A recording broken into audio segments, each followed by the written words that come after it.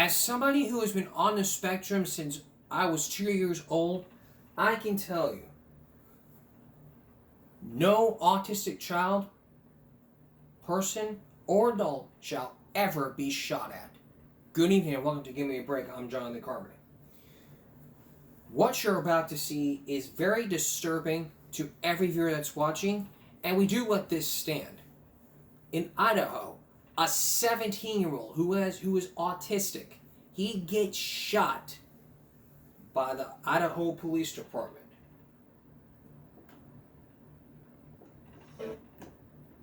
According to reports,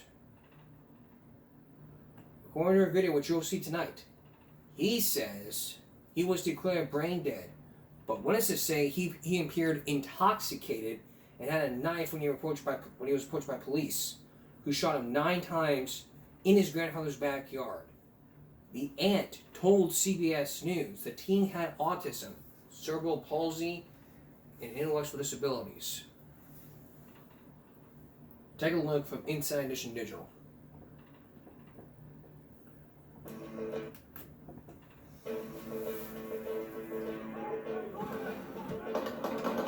A 17-year-old boy has reportedly died after being shot by police in Idaho. Video of the altercation was captured by a witness. Reports say Victor Perez was taken off life support after he was declared brain dead. Witnesses say he appeared intoxicated and had a knife when he was approached by police, who shot him 9 times in his grandfather's backyard.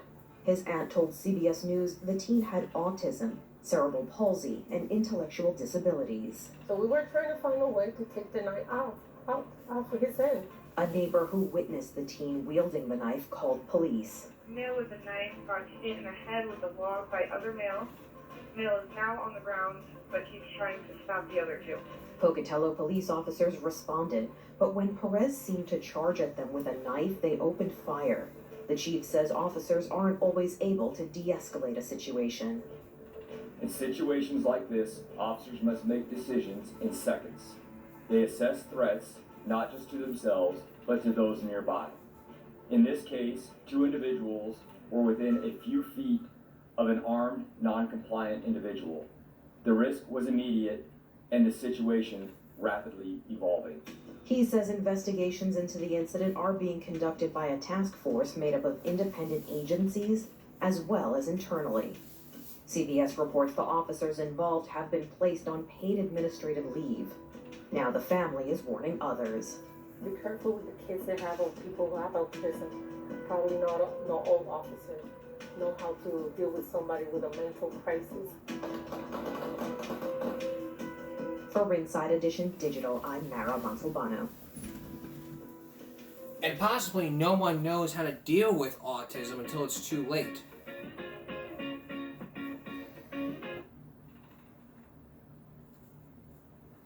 You ever heard of the Whitney Houston Challenge?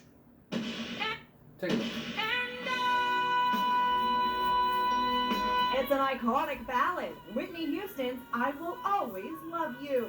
Now, more than 30 years after the initial release, the hit song is finding new life as a wacky social media challenge. Here's how it works.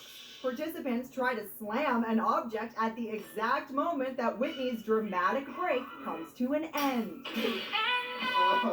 Land on the downbeat and you win. It's a lot harder than you think.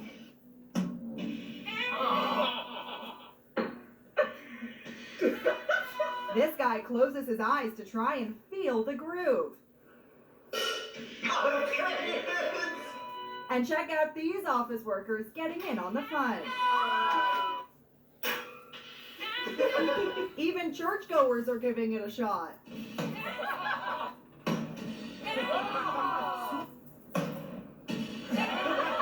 I gave it a shot.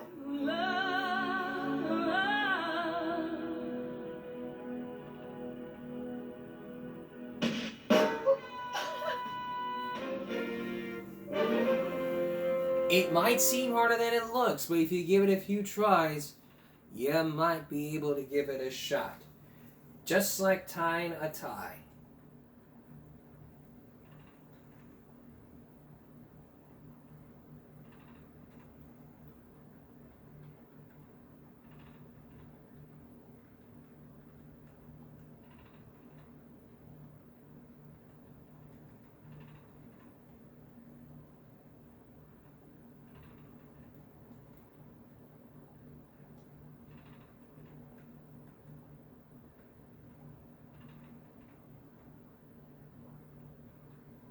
Just like when you're tying a tie.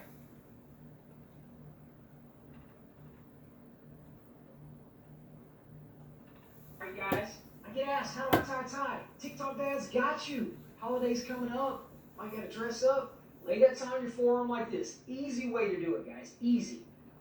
Go 1 loop over, 2 loops over, 3 loops. That's it. 3 loops over, just like that. We're gonna reach down here under the first, grab the second, pull it up. Just pull it up, straight up, just like this. We got it. Watch this. We're gonna put this on like that. Bam. Your dimple is key though, so always look in the mirror. Make sure your dimple is good like that right there. Everything is tight. Everything is good. We do better. Right, guys, I get asked. And you always can do better. Well, it's it's tax day. You're probably paying your taxes. It's not the how-tos. We're not going to tell you why you should pay taxes, but we're going to show you some examples of people who are not paying taxes, not paying the fair share of taxes, and are not paying taxes at all, and are stealing your tax dollars from jail to even hitting camera. Please stay with us. It's here. The deadline is passed to file your tax returns. Maybe you've already filed your taxes, or maybe somebody is filing your tax dollars. Tonight, I'm going to meet somebody who loves filing taxes. He did it from jail. That's right. You heard me correctly. He filed his taxes from jail, from the post office, and then back over here. He did it from jail. Why would he do that? And could he be ripping you off this year? Here's Josh Mankiewicz.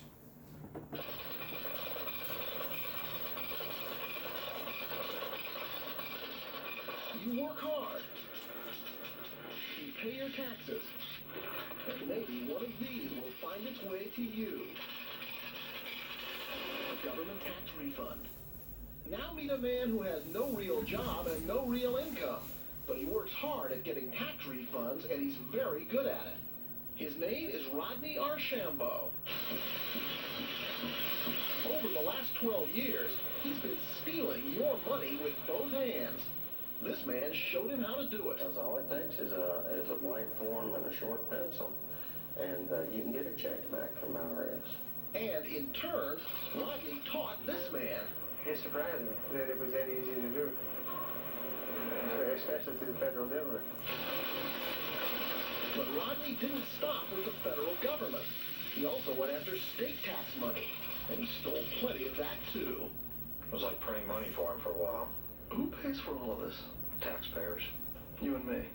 You and me, and every guy on the street. David Leonard is an investigator with the Illinois Department of Revenue. Illinois was one of the few states to catch on to what Rodney Archambault was doing. He'd fill out a tax form saying that he worked for a particular corporation or that some confederate of his worked for a particular corporation. Yes. And that he was owed some money. Yes. Owed a refund. Was this money he had earned? No. He never worked at these corporations. No, and the people he filled them off for never worked at them. He made it all up. He made it all up. And they still sent the checks. And they still sent the check. Rodney got away with it in part because of the sheer number of tax returns involved.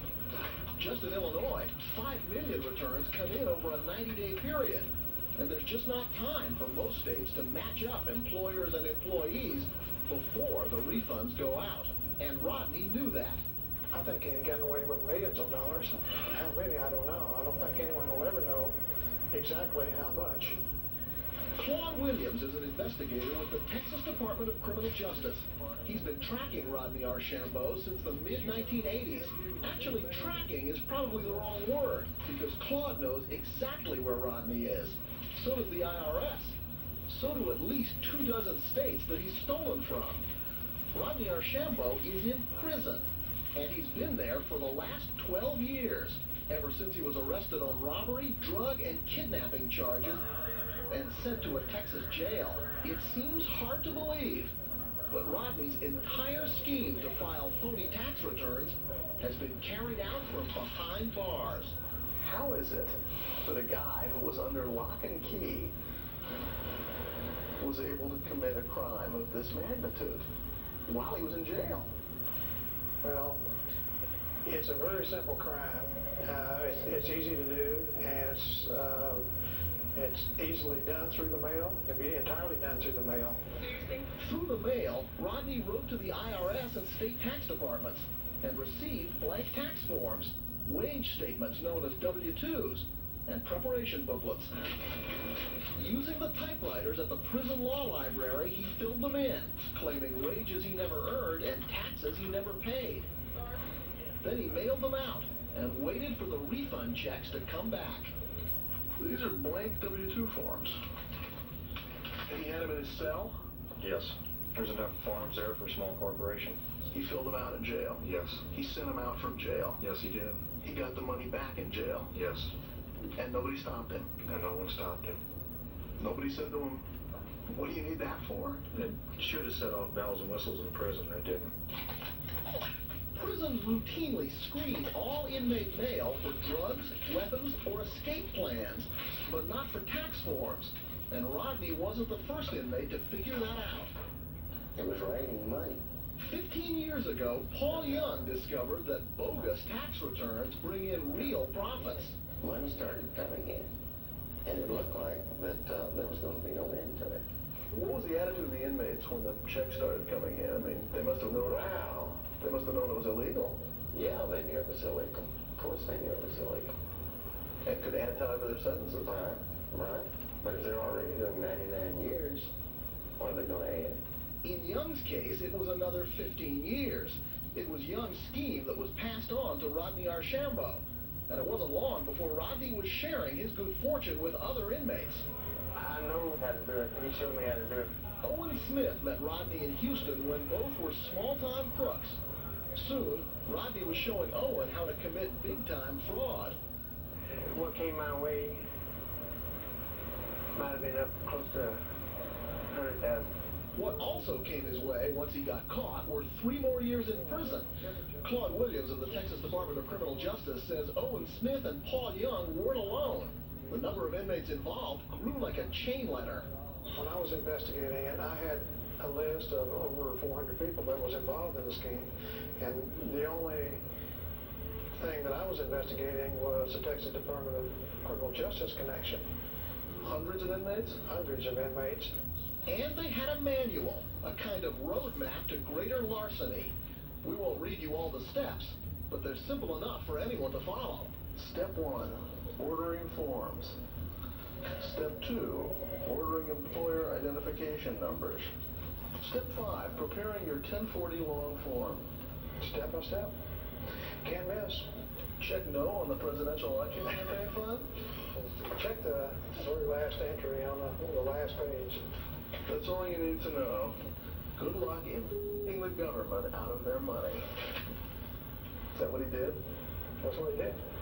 10 years ago, Claude Williams tried to make a federal case out of it. What happened after you contacted the IRS?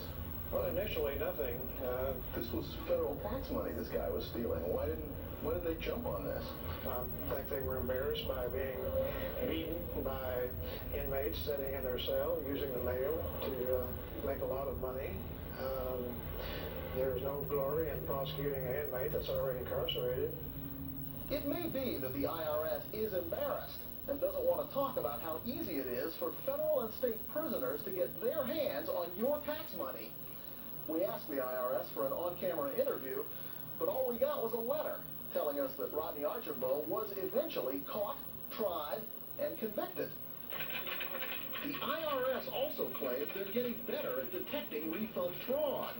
But in Rodney's case, they didn't lock the bar door until at least $500,000 were gone from federal and state treasuries.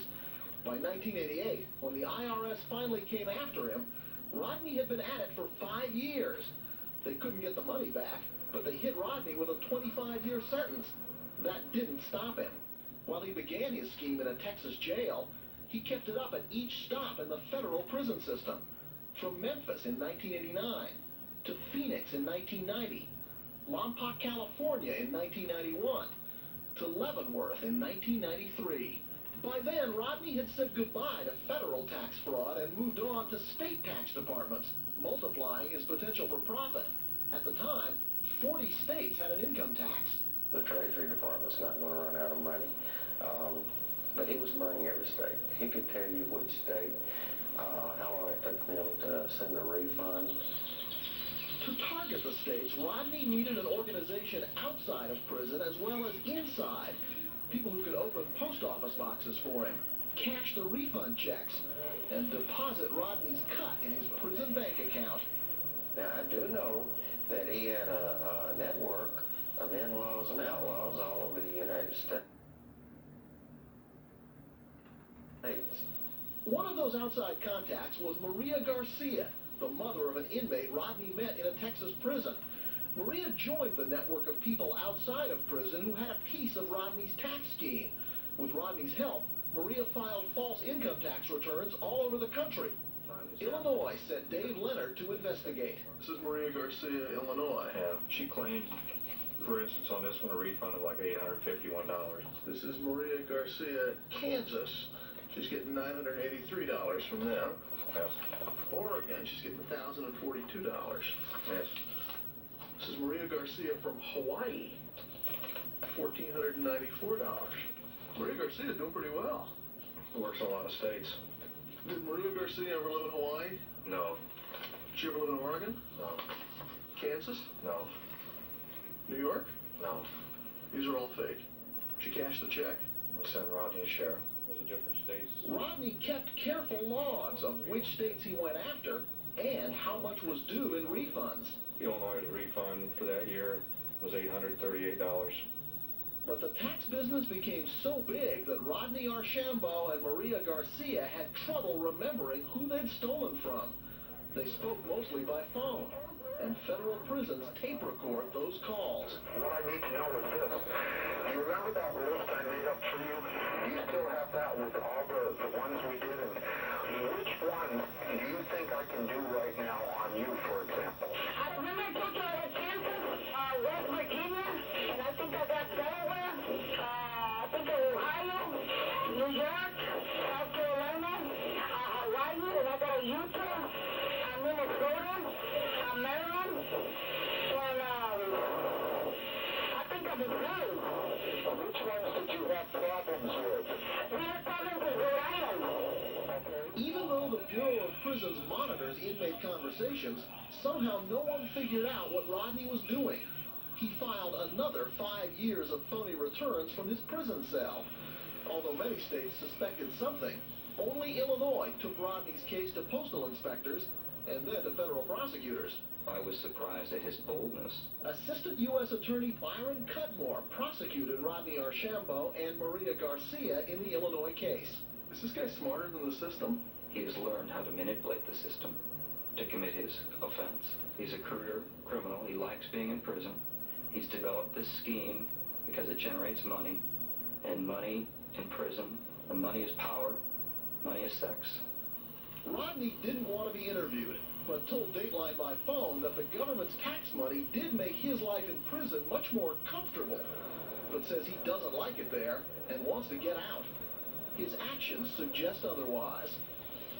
Last year, Byron Cudmore brought Rodney Archambault here to Illinois to stand trial. Rodney was in a cell at this county jail for a mere 3 months. But during that brief time, he still managed to mail out another $128,000 in phony returns. Well, it shows he's incorrigible. He's an inmate who's developed this scheme. He knows it works. He knows how to manipulate the rules at the Bureau of Prison that are designed for fair communication between attorneys and their clients who happen to be inmates. When prison authorities caught on to Rodney's use of the regular mail, he and his partners in crime began sending the tax materials labeled legal mail. Under prison rules, that correspondence is confidential. Prisons can't open legal mail? You'll have to ask the Bureau of Prisons that question. We tried, but the Bureau of Prisons doesn't want to talk about how their own prisoners are stealing from the federal government while they're behind bars. The Bureau points out that inmates who earn money are required to file tax returns, and that all prisoners have the right to send and receive mail. But we wanted to know why no one flinched when Rodney Archambault opened what amounted to his own tax preparation business in a 10-foot cell. And how does Rodney's story end? He may be laughing all the way to the bank. Where does the money go? I mean, if he's made millions of dollars, where's the money? The money is used for a lot of things, and he used money to bribe guards. He used money to have narcotics brought in. What else did he do with the money? Some of it he sold it away in a Swiss bank account we were able to track. Where he puts money that he stole from the U.S. government while he was in jail? My money? Yes, that's correct. And my money? That's correct. Was Rodney a rich man when you met him? No. When I met Rodney, I was living on the streets. And he was too. Is he a rich man now? I'd say so. If he did get out of prison, I would say he had enough money where he wouldn't have to work another day in his life. Rodney Archambault told us he no longer files false returns. He also insists that investigators who say that he stole millions are exaggerating. But Rodney does leave behind a legacy. Because of cases like his, state prisoners in Texas are now allowed no more than one tax form. The federal prison system, however, has no rule like that, and that's where Rodney is today, in a federal penitentiary in Allenwood, Pennsylvania. Wow. Only in Pennsylvania can you escape laws like that. Can you imagine not paying your fair share of taxes? Coming up, someone says that Japanese companies are not paying their fair share of taxes. They may whoop our asses in education, but it comes to taxes, it's like mine, you ain't getting it. Please stay with us. Now that we've seen someone trying to pay taxes in prison, stealing our tax dollars, let's focus in on the tax invaders. The people may say you don't have to pay taxes, but people avoid paying taxes. You have to pay your taxes because if you don't, you could go to jail. And by interested, you know that the companies of Japan, they don't pay their fair share of taxes. Why is that? We're going to show you how, and why the IRS is cracking down on what's going on. Here's Sam Donaldson.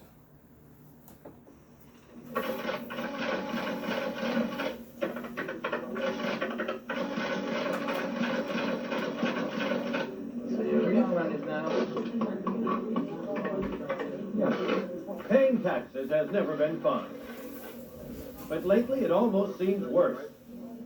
No. Those tiny loopholes we used to take advantage of, Oh dear, there goes something else. like interest deductions and IRAs, were cut back by Congress 5 years ago. As long as you pay them this year, you'll never have a penalty in interest. There may be few loopholes left for you and me, but for one group of taxpayers, April 15th gets more and more like Christmas every year. Congressman J.J. Pickle from Texas chairs the Ways and Means Subcommittee that oversees tax law. More than 70% of the 46,000 foreign firms operating in the United States do not pay taxes. 2 years ago, Pickle's staff took a hard look at the tax returns filed by the U.S. subsidiaries of foreign corporations. No outside group had ever gained access to such detailed tax records before. They made an astonishing discovery.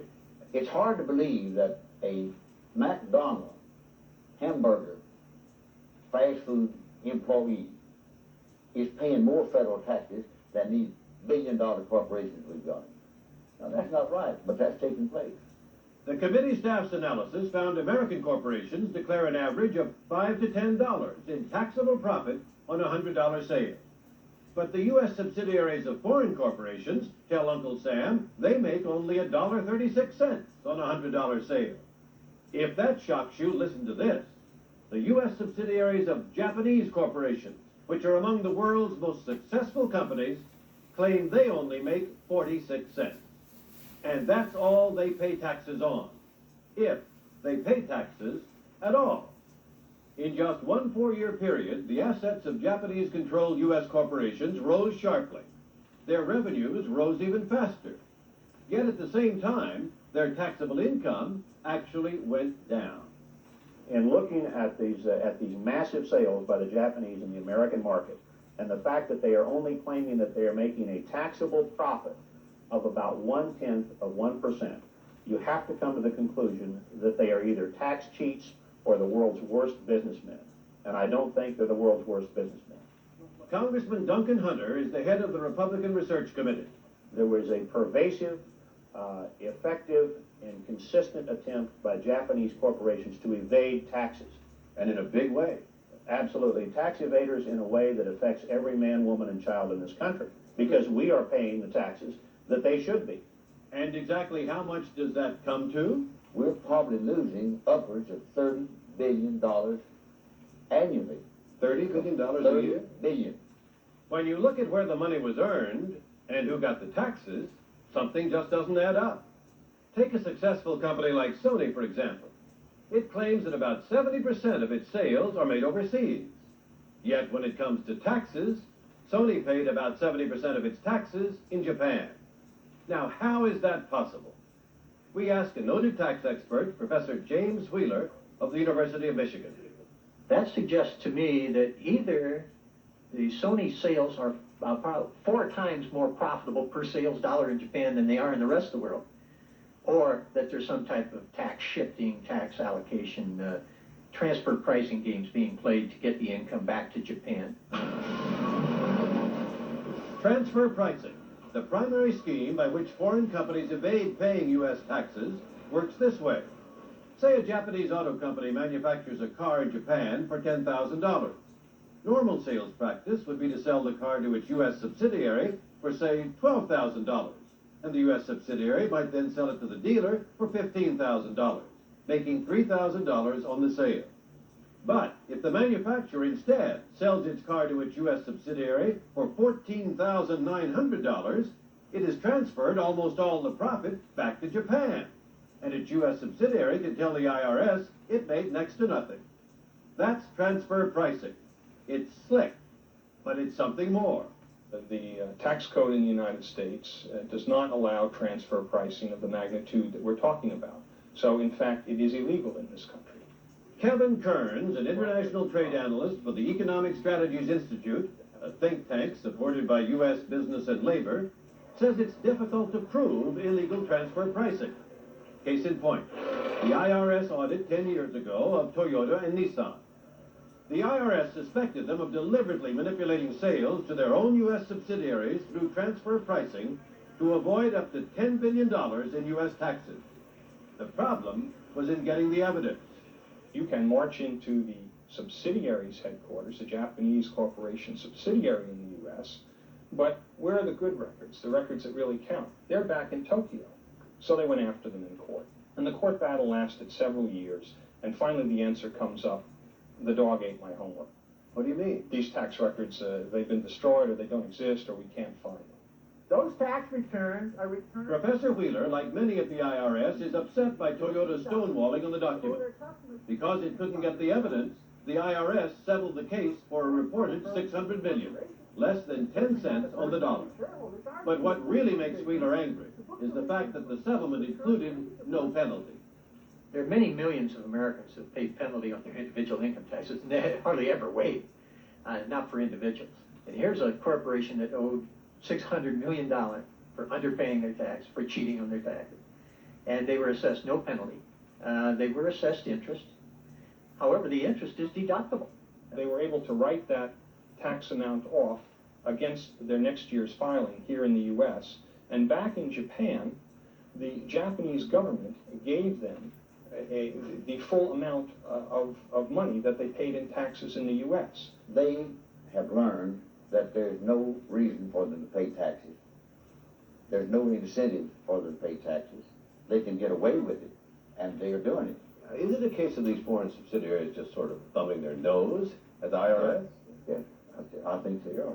They're actually thumbing the nose to the IRS, and all American taxpayers suffering about it. We asked the U.S. subsidiaries of Toyota, Nissan, Sony, and Hitachi for interviews on this subject. All refused, but in letters denied they've done anything wrong and insist they've paid their proper share of taxes. We believe there is a compliance problem, but we cannot quantify it. We believe the only reliable way to measure noncompliance is to audit every company, and that is not a feasible solution. Commissioner Shirley Peterson is in charge of the IRS. She agrees that some foreign corporations are not paying their fair share of taxes, but she says others are.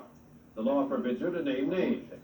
She says IRS statistics do not support the $30 billion tax loss estimate, but the IRS has no estimate of its own. And she will not confirm that there's any particular problem with auditing Japanese-owned companies. Do Japanese corporations and their U.S. subsidiaries cooperate with the IRS? I have no reason to believe that the Japanese cooperate or don't cooperate any more or less than any other taxpayers. I mean, you don't know? I don't handle the audit, Sam. Well, I don't mean to badger you, but I'm asking because, as you know, there's a wealth of material suggesting the Japanese stonewall on records, stonewall on access, stonewall on producing the numbers. I cannot confirm that as a fact. I mean, do you have examiners who speak Japanese? We do. To be precise, according to the IRS, they have exactly 6 examiners who understand Japanese.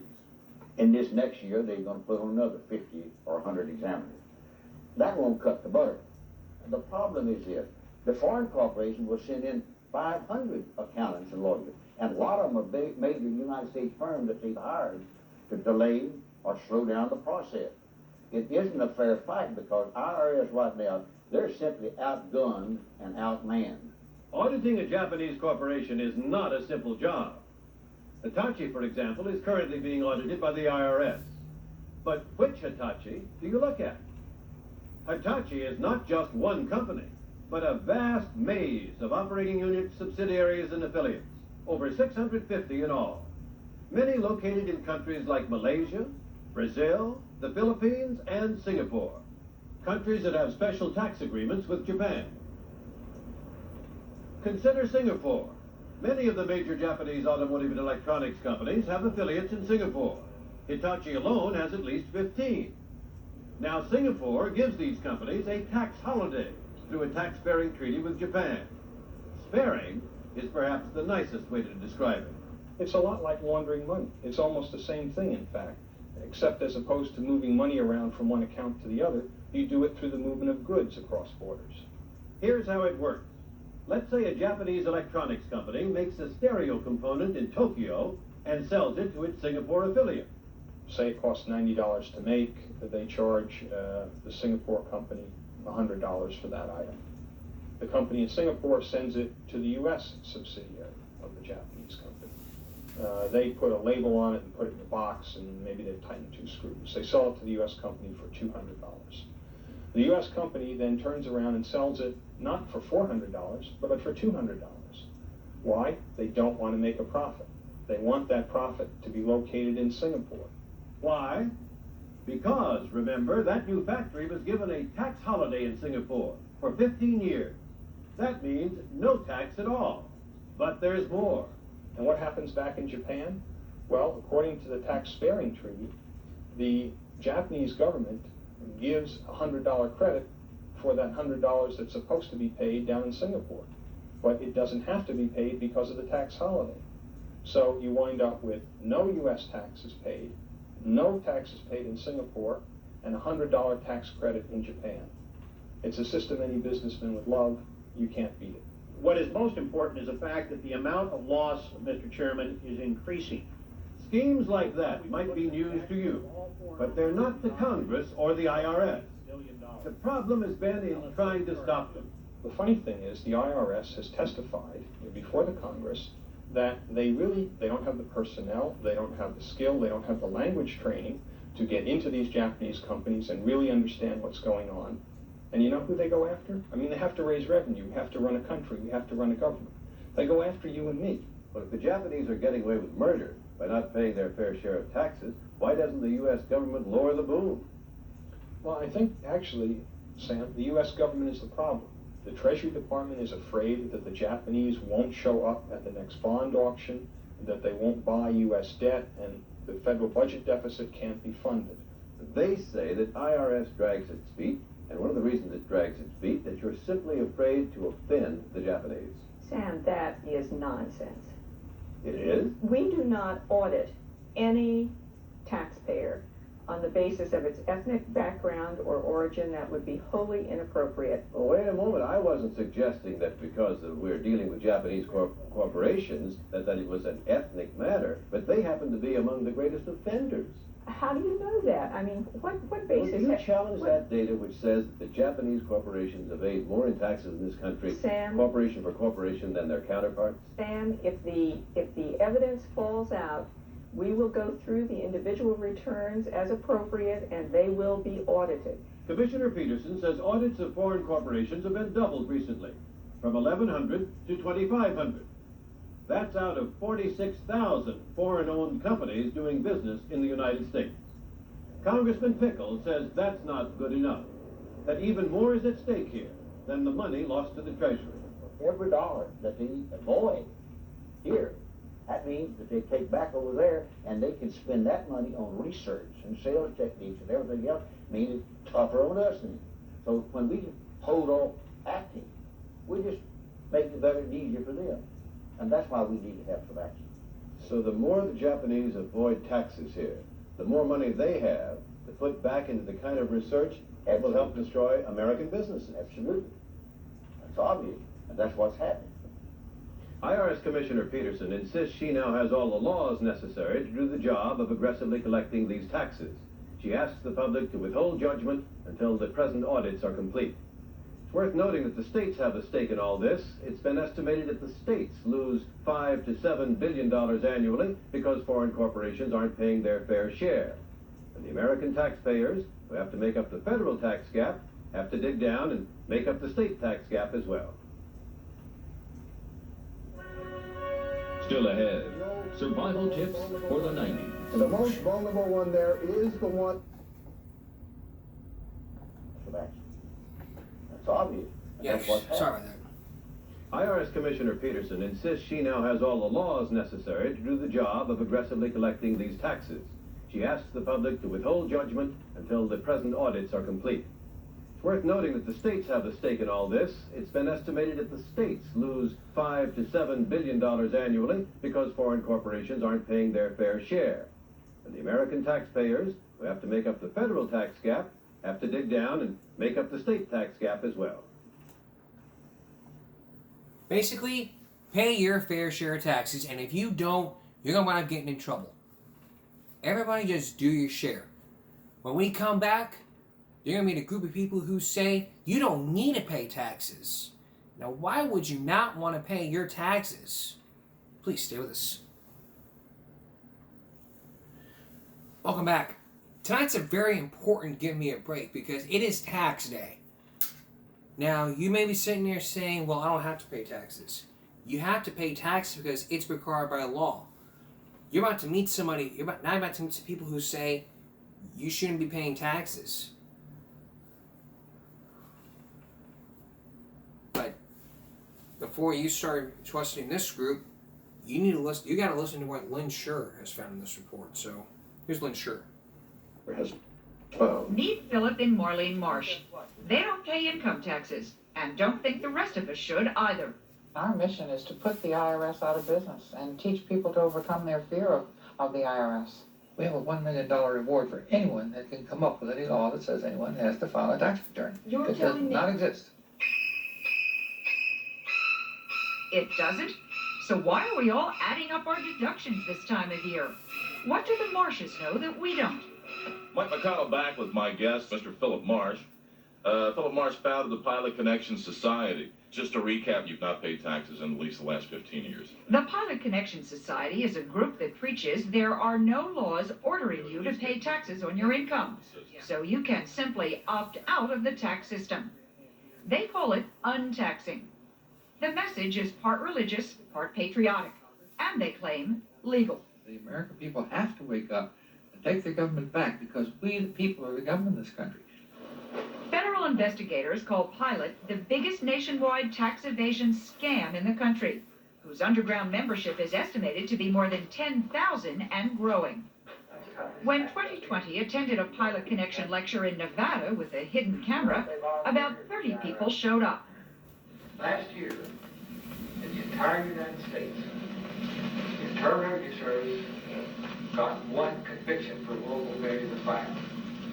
In Dallas a month later, where we also took a hidden camera, nearly 100 people stood in line on a rainy night to attend a weekly seminar. Yeah, you can take on the IRS and win. And recently in Cincinnati, when Pilot invited us to attend, several hundred taxpayers came to find out how to be like the Marshes. The crowd was so large, many had to watch on a monitor in a nearby room.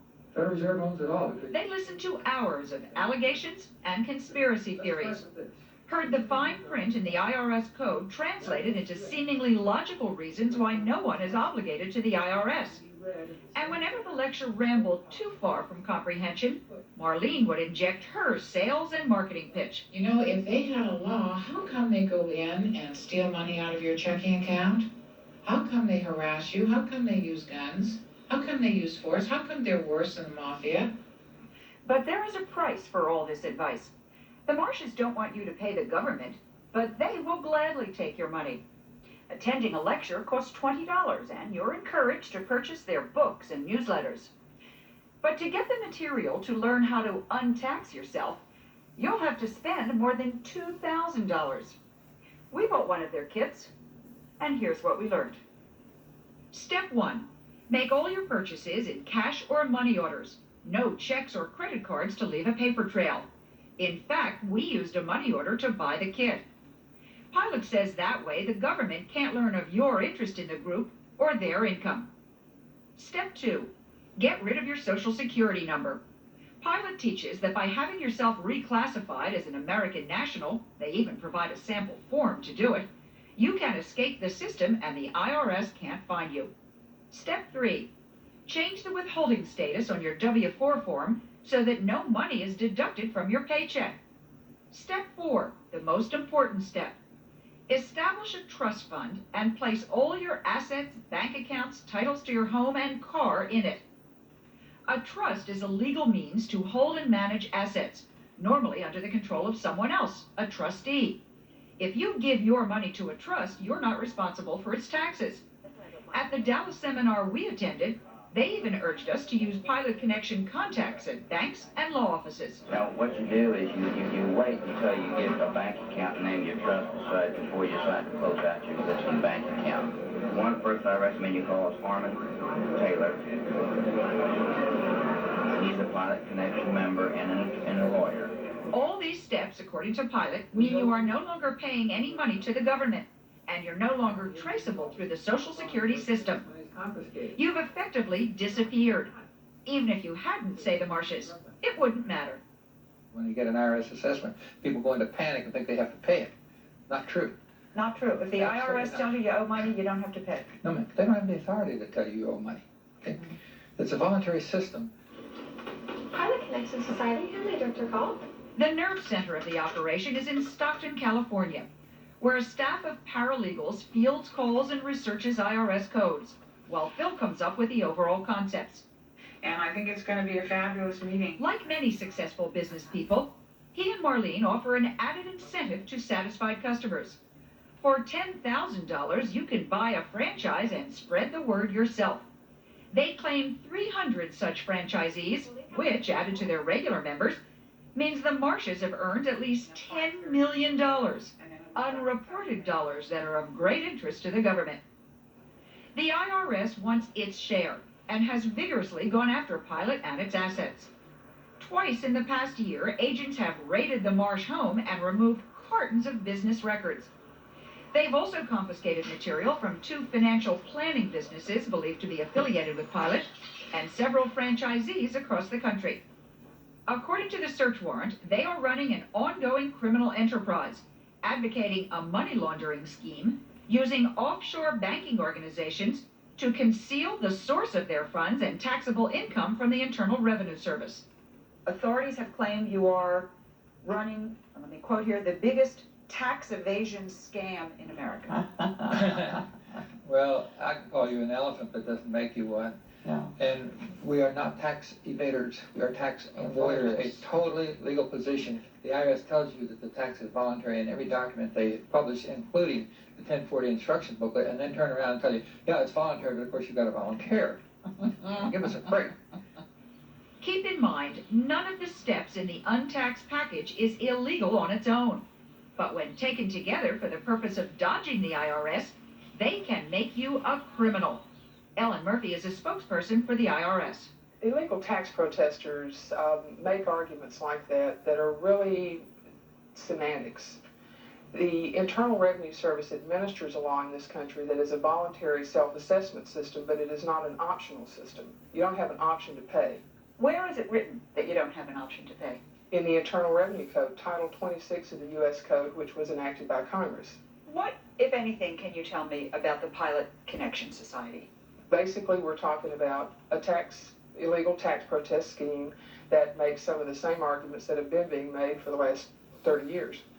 If you put your income, if you put your title to your house and everything into a trust, can you avoid paying income tax? No. So the argument of set up a trust and it relieves you of the responsibility to file income tax is ridiculous. And it doesn't matter whether it's in the United States, offshore, or in outer space, it doesn't work. Is it a felony to do that? If it is done with an attempt to evade the income tax, yes, it is. Is your money in a trust? You better believe it. A trust account cannot be attacked by the IRS. Trusts are legal. They are provided for in the IRS code at section 644 and 851 et sec. We're talking about foreign offshore trusts? No, not necessarily. We don't necessarily advocate offshore trusts in any way, shape, or form. As a matter of fact, we don't really advocate trusts per se. But wait a minute, you say you don't really advocate trust per se? No, ma'am. If I may direct your attention to the monitor, we have videotape from one of your seminars. Now, what you do is you wait until you get a bank account and name your trust aside before you decide to close out your existing bank account. Now, it looks and sounds to me as if your folks are recommending trust. Well, they are. These groups also say that you can change from the status of being a U.S. citizen to an American national, and that then you can rescind your Social Security number that way. Well, that's not a correct argument either. If you're a citizen of the United States, legally a citizen of the United States, and you have income subject to tax, you've got a tax liability and a requirement to file it. And if you don't, you'll pay the price. Although they won't provide any names, the IRS says some 1,100 people using Pilot and other tax evasion programs have been prosecuted over the last 3 years. They say almost all have been convicted and sent to prison. The first letter I received from the IRS came from Philadelphia, and it said, you owe $56,000.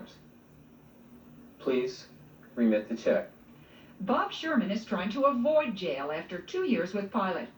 Already in trouble with the IRS by 1990 for non-filing, he was attracted by Pilot brochures promising help. The front of the brochure had 4 letters, and it said fear, basically. You need not be in fear of the IRS. The Pilot Connection had said they could remove any liability, they could remove any liens against property, any levies that may be incurred, and basically take you out of the tax system. I found out that what I had been told was basically total fabrication. Instead of being untaxed, Sherman saw his debt to the IRS grow to more than $86,000. The total amount of money that I gave to the representatives of the Pilot Connection was $2,500. Now, for that $2,500, I received basically nothing. There's people watching this who have been to the seminar, who are thinking of going to the seminars. Tell them why it's not a really good idea. Because it costs too much. Not only is it costing them whatever fees or whatever they're paying, but it does not relieve them of their liability.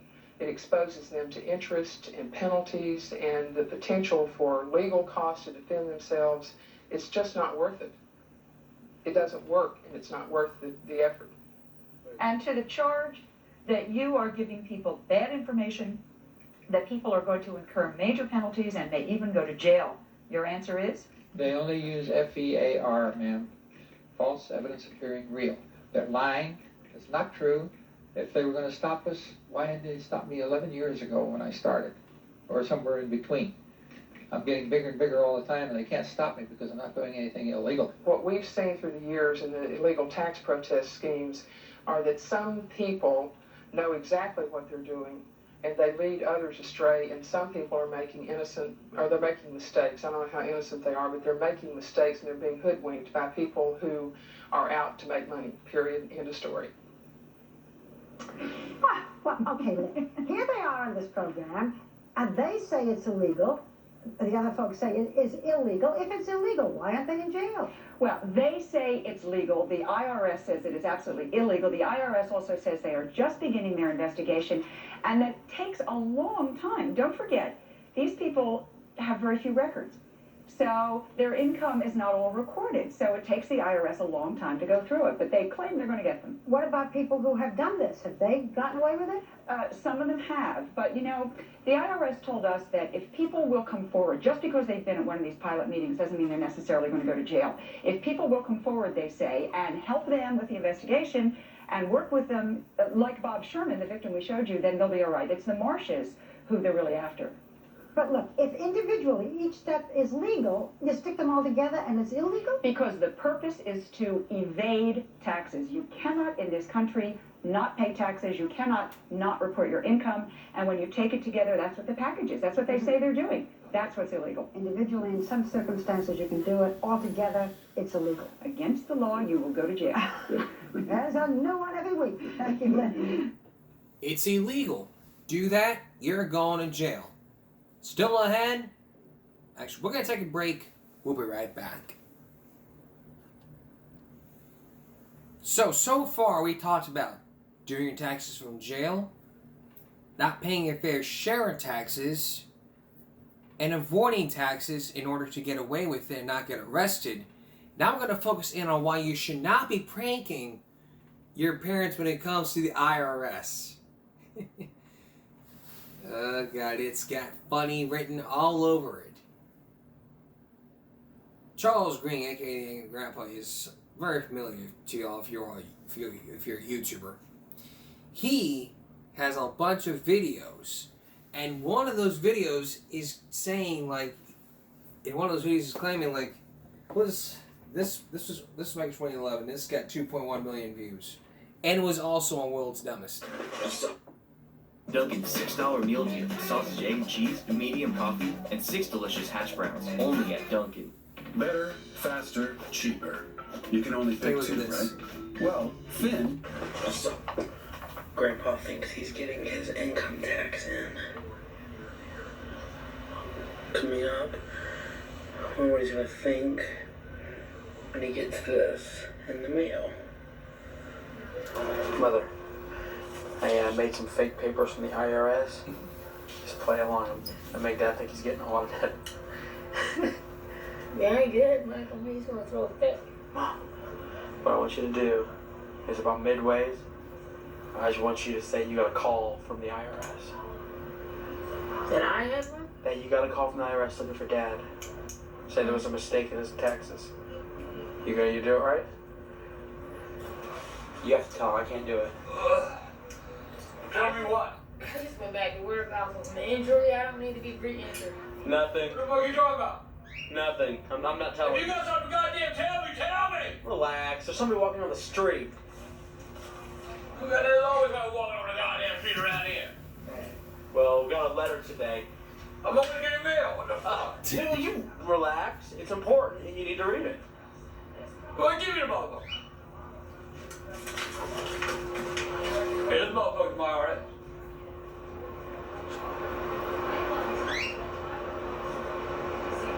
No. Fuck no. Did you do my taxes right? I don't know how to work TurboTax. I'm not H&R Block. Motherfucker, they're holding up my goddamn money. Yeah, I know that. They're holding my motherfucking ass. They couldn't take this goddamn money. I don't listen to the goddamn money. Holy motherfucking shit. That's my goddamn income tax money. I'm sorry, I don't. What the hell did you do wrong with my taxes? What? They called me the other day. Wow.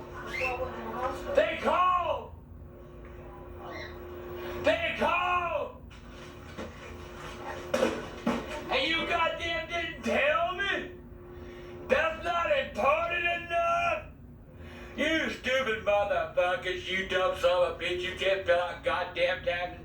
And you can't answer a goddamn phone, take a message. She answered the Fuck you! Fuck you! I've had it! Oh, damn. Yo! Tell my goddamn what you got, boy! Shut up! It probably won't be 6 months. That motherfucker lives 6 goddamn months! You motherfucker!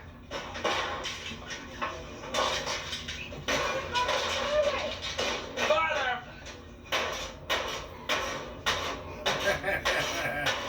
God damn, that hurt my hand!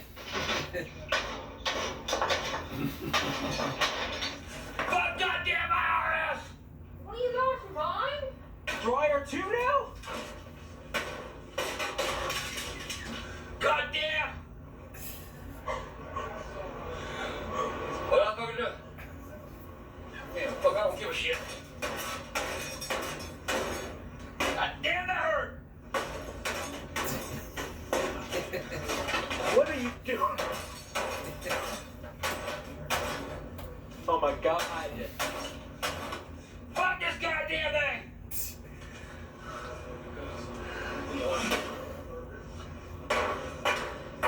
Fuck you! Clothes in it. I don't give a goddamn!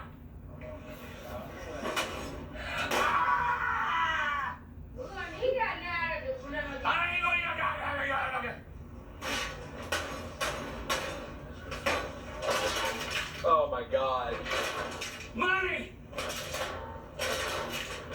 Oh, what did you do? I ain't get a goddamn thing! Maybe it'll still work. Motherfucker. What are you doing? Yeah, it's gonna work real good. It's gonna work real good when I'm done. Ah, goddamn! Relax.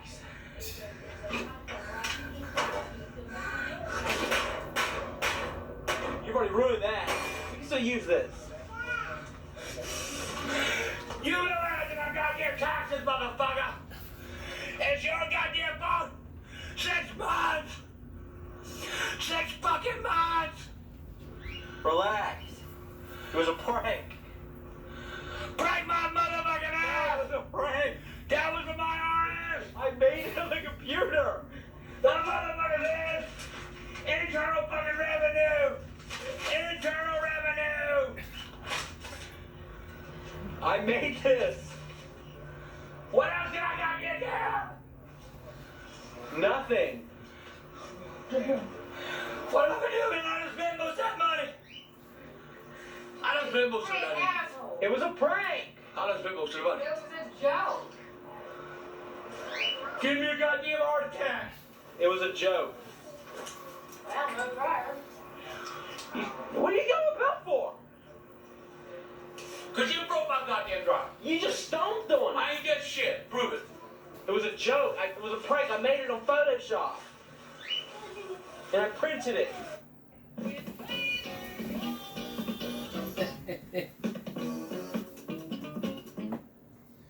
And that's why you want to do something like that. You probably end up in jail for faking being the IRS.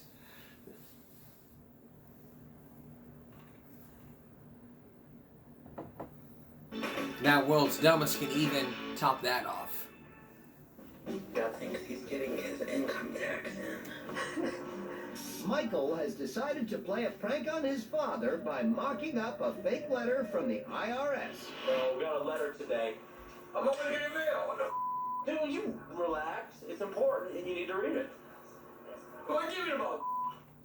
Oh, good. He's angry just about the concept of receiving mail. I'm sure this will end well.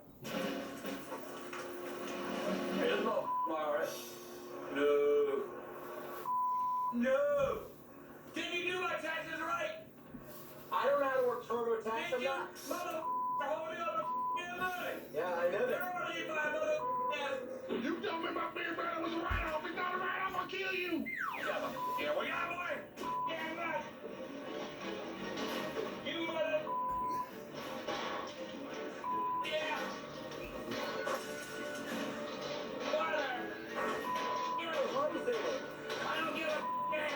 that'll show the IRS. You'll be wearing wet clothes from now on. Damn you! You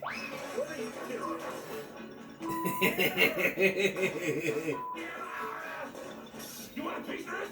How about you, dishwasher? You want to taste a little crowbar? Oh my God. Somebody please tell him. Somebody please tell him now. Joke's over. Relax. It was a prank. Prank my mother! It was a prank. Gotta look at my IRS! I made it on the computer. It was a joke. A joke. Now, come on, let's all crack up like they do at the end of sitcoms. Prank my mother! Michael survives the meltdown. The dryer does not. Best thing about this, when he does get his real IRS check, he fires his ass in the dryer.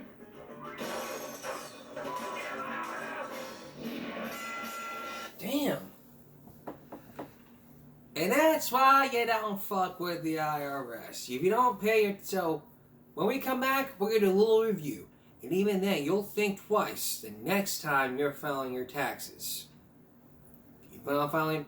next year comes, you better start filing your taxes. We'll be right back. Stay with us. So let's review, shall we? Because even then, you've got to start paying your taxes. And if you don't, you might as well be sent to one and take it down to jail. Okay, if you don't pay your taxes, it's what's going to happen. And if you think I'm pranking your parents, well, when they get the real IRS check in, and it's the same thing you got, you might as well be.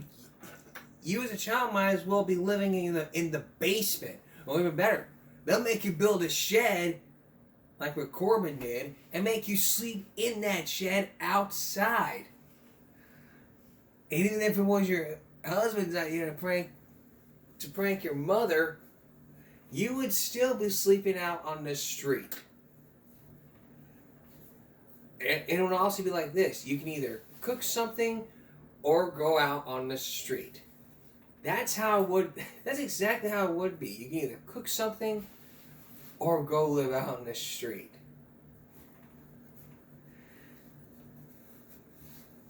But the loopholes we all see can be very persuasive.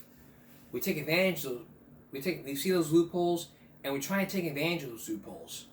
But in the end, those loopholes that we see, they actually win. Believe me, you want to pay your income taxes. When it comes to that, you got to make sure that you know what you're doing by next year's deadline. So when that happens, if you don't start paying your taxes, you can go to jail. Which meaning...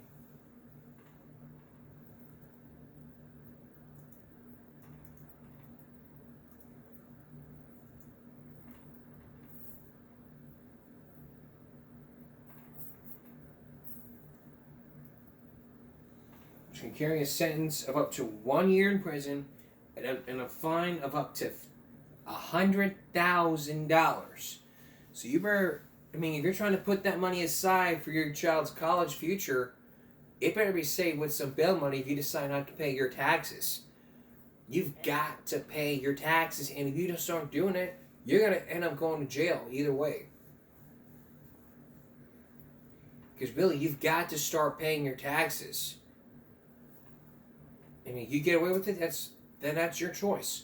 But the IRS will come knocking on your door saying, you failed to file these taxes, and so therefore we're going to put you in jail for a year.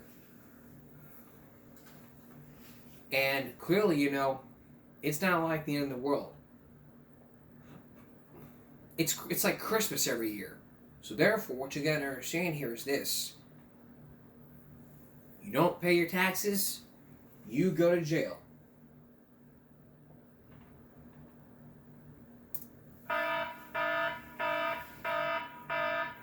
So, we showed you doing your taxes from jail. We showed you how overseas in Japan don't pay their fair share of taxes. We showed you a scam that could easily tell you don't have to pay, that could really get rid of the IRS. We also showed you why you shouldn't be pranking, making a joke out of the IRS. Wow. So what's the bottom line here, boys and girls? Pay your taxes. Sorry. And if you're entitled to a refund, well, good for you. If you ain't, well, better luck next time, is what all I can say. That's all for this important edition of Give Me a Break Tuesday going to Wednesday. We'll see you again for Give Me a Break Wednesday.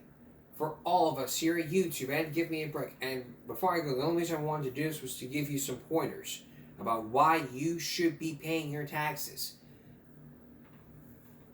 We're not telling you, this is an in-depth look at why you should be paying your taxes or going through the history. This is about explaining to you why you need to start paying your taxes and not doing what others do and trying to avoid paying taxes. Because that's just setting bad examples out there and having a few bad apples at that cart. So it's the bottom line here. You gotta pay your taxes. You don't wanna? That can easily be your choice. So it's just when you choose the behavior, then you choose the consequences. For all of us here at YouTube and Give Me a Break, stop bullying, speak up. Concentration, not strength. No jaywalking. Take care of yourself and each other. Come up on Wednesday, an update to that story we focused in on. Many of you from Flower Bluff are weighing in on what happened when somebody got picked on and had a bloody shirt. We're going to have your feedback from my fan club here and possibly here in Flower Bluff. That's come up on Wednesday. Good night, everyone.